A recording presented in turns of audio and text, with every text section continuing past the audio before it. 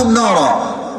Protect yourself first, then you have to protect your family. নিজেও বাঁচো, পরিবারকেও বাঁচাও। অতএব আব্বাজান, আমি মাফ চাচ্ছি এটা বলার জন্য।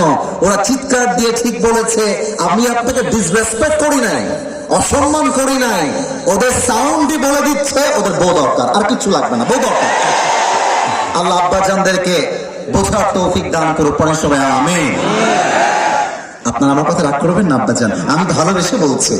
আর একটা কথা আমার আব্বাজানদের জন্য, আমার সামনে টেবিলটা একটু হটাই দিয়েছি যাতে আপনারা আমার হাঁটুটাও দেখতে পান, কারণ আমার কথার সাথে আমার হাঁটুটা আজকে রিলেট করবে, কানেক্ট করবে, সম্পর্ক আছে। আমি দেখেছি আমার আব্বাজানদেরকে নিজের চোখে দেখেছি, আমি না দেখে বলছি না, জাস্ট কানে শুনে বলছি না, নিজের চোখে দেখে বলছি। ইভেন আজকেও দেখেছি, সাদা দাড়ি, মাথায় টুপি, দেখলেই মনে হচ্ছে আব্বাজান দুনিয়া সে নেই হ্যাঁ, জান্নাত সে ভাগ কে দুনিয়া মে আই হ্যাঁ, মাশাআল্লাহ, খুব ভালো। কিন্তু আমার অবাক লাগলো, আমার আব্বাজান চায়ের দোকানে বসে বাম হাত দিয়ে চা খাচ্ছে আর ডান হাত দিয়ে বলেন, আমি যে স্টাইলটা করলাম এটাকে মিথ্যা না সত্য বলো? বিড়ির দোকানে বসে বসে কালকেই দেখবা, কালকে এই তোমাদের বাজারে বসে বসে বদনাম হবে, বিড়ি টানবে আর বলবে হুজুরটার নাম কি গো, এর বাড়ি কোথায়, কি ওয়াজ করলো, এগুলো এগুলো তো আমরা পছন্দ করি না। আব্বাজান, আপনি একজন আলেম নন, আপনি 5 ওয়াক্ত নামাজি নন, আপনি খান বিড়ি, আপনি আর যাই করেন আলেমদের সমালোচনা করে নিজেকে জাহান্নামী বানাতে যাবেন না আব্বাজান, ঠিক কিনা বলে? তবে সব আব্বাকে আমরা এক পাল্লায় মাপি না, আমার সব আব্বা একরকম নয়, সব দাদা একরকম নয়। তবে আব্বাজান, আমি আপনাকে একটা কথা বলেই শেষ করতে চাই, আপনি যখন চায়ের দোকানে বিড়ি টানেন, আপনার ছেলে আপনাকে বিড়ি টানতে দেখে ও হয় গাঁজাখোর, ও হয় গাঞ্জাখোর। বাপ কা বেটা সিপাহী কা ঘোড়া, বাপ জैसा বেটা भी वैसा। ইভেন এই কাজটা জাস্ট বাপের ক্ষেত্রে নয়, বেশিরভাগ মেয়ের চরিত্র নষ্ট হয় তার মায়ের জন্য। মায়ের চরিত্র নষ্ট হয়ে যায়, মেয়ের চরিত্র নষ্ট হয়ে যায়, ঠিক কিনা বলো? আব্বাজান, সঠিক সময়ে আপনার ছেলেকে বিয়ে দেন। আব্বাজান, চায়ের দোকানে বসে বসে বিড়ি টানবেন না।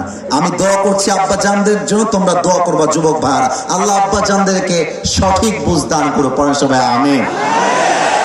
এই তোমরা তো স্বার্থপর দেখছি, জোরে বলতে হবে আমিন, আরেকবার বলতে হবে আমিন। 2 নাম্বার কথা আমার মায়েদের জন্য, বোনদের জন্য। আমি জানি এটা অনেকের গায়ে লাগতে পারে, বাট আমি যুবকদের সাথে যে কথাটা বলতে চাই এই মুহূর্তে, এটা হক কথা। আর হক কথা বললে কে রাগ করবে, কে বেজার হবে, কে খুশি হবে, we don't care, we don't care. 1 number কথা, প্রিয় বোন আমার, বিয়ের সময় আসলে টাকাওয়ালা সরকারি চাকরিজীবী বুইরা টাকলাকে বাদ দিয়ে চরিত্রবান যুবককে আপনার বিয়ে করতে হবে। আমি মেয়েদের রুচি দেখলে পাগল হয়ে যায়, অবাক হয়ে যায়।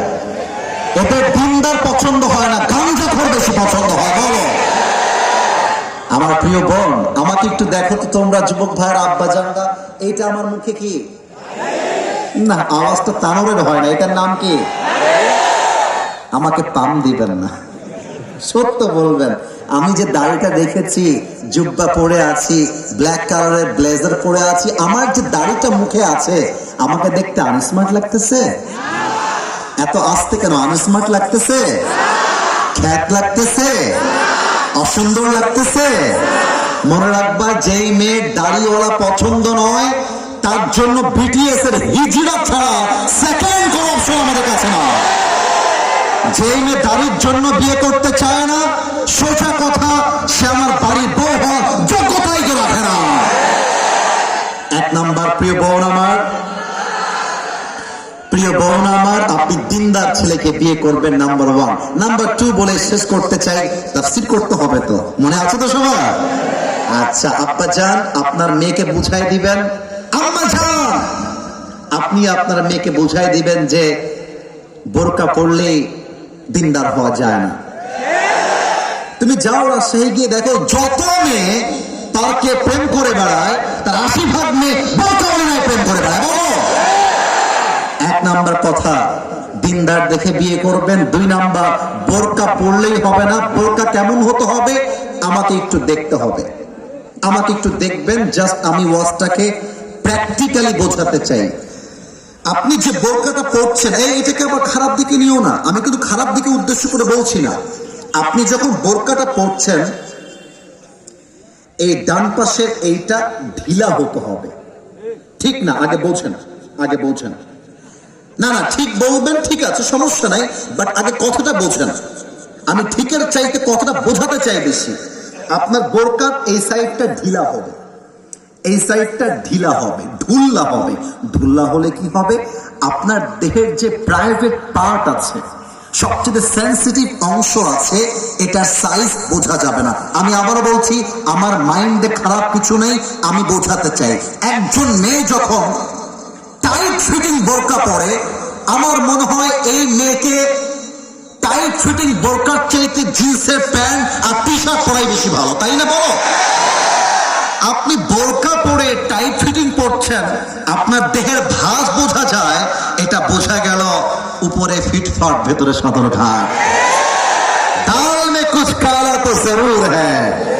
প্রিয় বোন, বোরকা পড়তে চাইলে এমন বোরকা পড়তে হবে যে বোরকা হাত তো দূরের কথা, পা তো দূরের কথা, চোখটা পর্যন্ত দেখা যাবে না। এটার নামই পর্দা, এটার নামই বোরকা। আল্লাহ প্রিয় বোনকে বোঝার তৌফিক দান করে। পড়েন সবাই আমিন। এত আস্তে বললে হবে না, বলেন সবাই আমিন। এবার যুবকদের পালা, বলা যাবে? এই আল্লাহ এত আস্তে বলছে কেন, বলা যাবে? 1 নাম্বার কথা যুবকদের জন্য এই কোরআন থেকে বলতে চাই। দেখো আব্বাজান, দেখো আমার যুবক ভাইরা, কথাটা বোঝার চেষ্টা করবা। তোমার বয়স 20, 22, 25, কারোর জন্য ছ্যাঁকা খেয়ে তোমার লাইফটা বরবাদ করা যাবে না। জীবনে মেয়ে আসবে যাবে, বাবা মা আমার আপন ছিল, তারাই আমার আপন থাকবে। অতএব কোন মেয়ের জন্য ক্যারিয়ার নষ্ট করা যাবে না। আরে যেই মেয়ে ছেড়ে গেছে যাইতে দাও, যে তোমাকে ছেড়ে গেছে সেটা তোমার বউ হওয়ার যোগ্যতাই তার ছিল না। ও তোমাকে ছেড়ে একটা বিয়ে করেছে, ওর জন্য একটা বিয়ে যায়। আরে বেটা, ও একটা বিয়ে করে তুমি 4টা বিয়ে করে দেখা দিবা, তুমি মনে পারিস বেটা। কারোর জন্য ছ্যাঁকা খেয়ে বেকা হতে যেও না, নাম্বার 1 কথা। নাম্বার 2, মাথায় রাখবা, সফলতার রাস্তা ততটাও কঠিন নয় যতটা তুমি ভাবছো। এতটাও কঠিন নয়। 1টা বছরের ফোকাস একটা যুবকের লাইফটাকে চেঞ্জ করতে পারে। You just have to get up. তোমাকে দাঁড়াতে হবে। তোমার একটা শক্ত সিদ্ধান্ত পারে তোমার লাইফটাকে চেঞ্জ করতে পারে। একটা কথা আছে উর্দুতে, कामयाब होने के लिए जुनून रहना पड़ता है, जब दिल में जुनून होता है तो इंसान कामयाब होता है। अरे पागल होते हुए, সফল হতে হলে পাগল হতে হয়। আর যে ব্যক্তি তার সফলতা অর্জন করতে পাগল হয়ে যায়, তাকে বাধা দিয়ে আটকে দিবে এমন বাপের বাড়ি জন্মগ্রহণ করে না। আচ্ছা বলেন তো, বনের রাজার নাম কি? Right answer. তোমরা খুবই অ্যাক্টিভ, মাশাআল্লাহ। আপনারা একটু জবাব দিবেন, বনের রাজার নাম কি? আচ্ছা বলেন তো, লম্বায় যদি আমি হিসাব করি, সিংহ লম্বা হবে না জিরাফ হবে? আরেকবার, সিংহ না জিরাফ? যদি বডির সাইজে হিসাব করি, হাতি হবে না সিংহ? হাতির বডি বেশি মোটা। আচ্ছা, কিন্তু দেখেন তো, এটা হচ্ছে সুন্দরবনের জঙ্গল। সিংহ যাচ্ছে এই পাশ দিয়ে, হাতি যাচ্ছে এই পাশ দিয়ে। এখন যদি সিংহ হাতিকে দেখে, সিংহ ভাববে wow, this is my dinner. আর হাতি ভাববে ওরে বাবা রে বাবা, সিংহ আমাকে খেয়ে ফেলবে। তো সিংহ যখন হাতিকে দেখে, সে 2 কদম সামনে আগায়। আর হাতি যখন সিংহকে দেখে, তখন দেখবা হাতিটা 2 ধাপ পেছনে এগিয়ে যায়, অর্থাৎ পালিয়ে যায়। তার মানে যদি হাতি একবার ধাপ নেয় যে ওকে আজকে পিছে মারবো, একবার পা দিয়ে চাপা দিবে, সিংহের বাপের ক্ষমতা নয়, উঠে দাঁড়াবে। পার্থক্য হচ্ছে সফল হওয়ার জন্য বড় বাপের বেটা হওয়া লাগে না, সফল হওয়ার জন্য বড় বংশ লাগে না, সফল হওয়ার জন্য বুকের মধ্যে পা থাকতে হয়, কলিজা থাকতে হয়। I'm the king, I'm the boss. This should be your attitude. একবার ভাবো না যে আমি করতে পারি, আমি করে দেখাবো, আমি আশরাফির ছেলে, আমি তারওয়ার ছেলে, আমি পুরো ইতিহাসকে পাল্টায় রেখে দিব। ঠিক কি না?